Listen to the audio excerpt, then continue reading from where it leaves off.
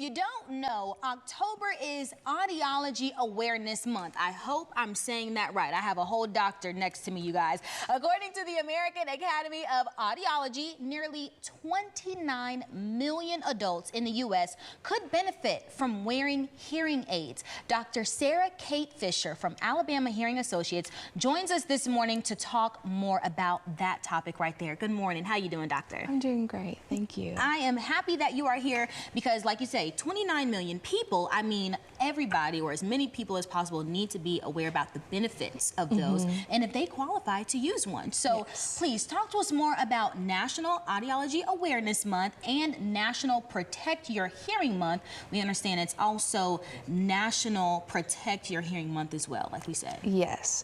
So it is very important that people realize that hearing loss not only affects your ears, it affects your whole body. Really? So untreated hearing loss is linked with cognitive decline, falls with broken bones, social isolation, even depression. And what happens is when you're not hearing well, your brain is actually having to work harder to hear and understand those conversations, and it starts to rewrite the wiring of your brain. Yeah. And like you said, it's not only going to affect the person who might be losing their hearing, but I also imagine sometimes people don't always know how to handle somebody who can't hear that well, because then you find yourself having to repeat yourself a few times more than you might want to. And I want to ask you about that a little later.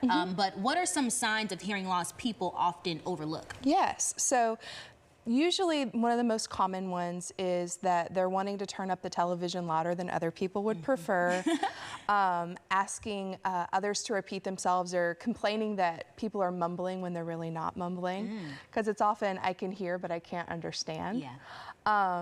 Yeah, those are the main ones. So usually loved ones and family members can notice that there's hearing loss before they do. And once you start to notice some of those symptoms, you know, are there risks for leaving that loss untreated? Yes. So even studies show that even a month after somebody had hearing loss, it starts to change the wiring of the brain. And so it's not just about loss of connection with loved ones or that social isolation because they're afraid of going into those noisier environments because they can't communicate. It really does affect the whole body. Wow. And that's something that I did not know. I do have some family members of my own, my grandparents, near and dear to me, that do use hearing aids, and you know, some were resistant, you know, at first, and some were open to welcoming, you know, the hearing aid, because it really can change the perspective and the interaction that you have with your family. And so that's what I'm so glad that you're here, because I really want to learn more. And you brought some with you, or you brought some items with you? Hearing protection. Okay. Yes. So what are some ways to protect our hearing loss before that even happens? Yes. So protecting the hearing loss is the best thing you can do to decrease your risk of dementia, because you definitely, you know, what ounce of prevention is worth a pound of cure, right? There you go, yes. So noise exposure is kind of like sun exposure. Those little bits of doses add up over time. So I recommend having hearing protection with you. I love these because they're in a little keychain, so you can always have them with you. If you have your keys, you have your hearing protection.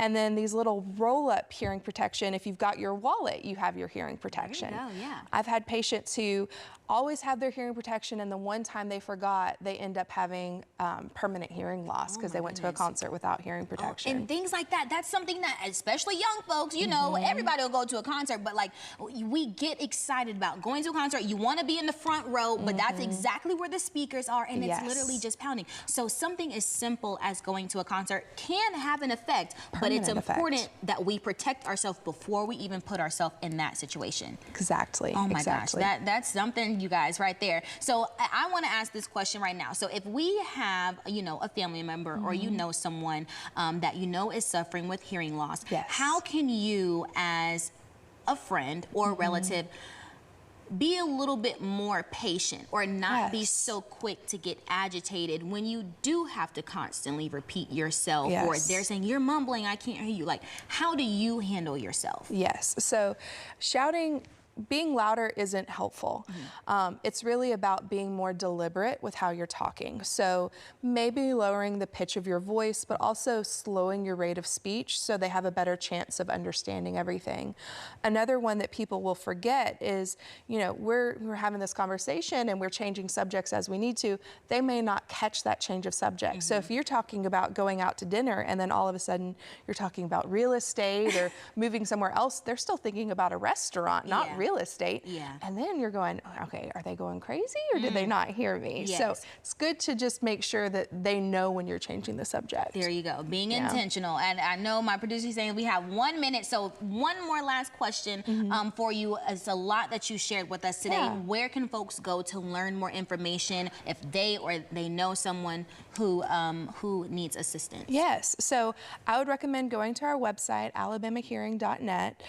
We have a lot of excellent information about hearing loss, hearing aids, tinnitus, hearing protection, and then also we have stuff about our nonprofit here in the Call Rocket City. Wonderful. Yes. And you guys have a giveaway coming up as well? We do have a giveaway. Yes, we want to hear about that. Yes, so if you have a family member or a loved one, a friend who can't afford hearing aids, or you know that they need hearing aids but they haven't been able to make the plunge, you can nominate them for our free hearing aids that we are giving out this month, either through our email on our website or through social media. Perfect. And you all know what? Of course, we're going to help you. We have the links on our As Seen on Day to Day page. Please do yourself a favor, go check those out and maybe help a loved one in need.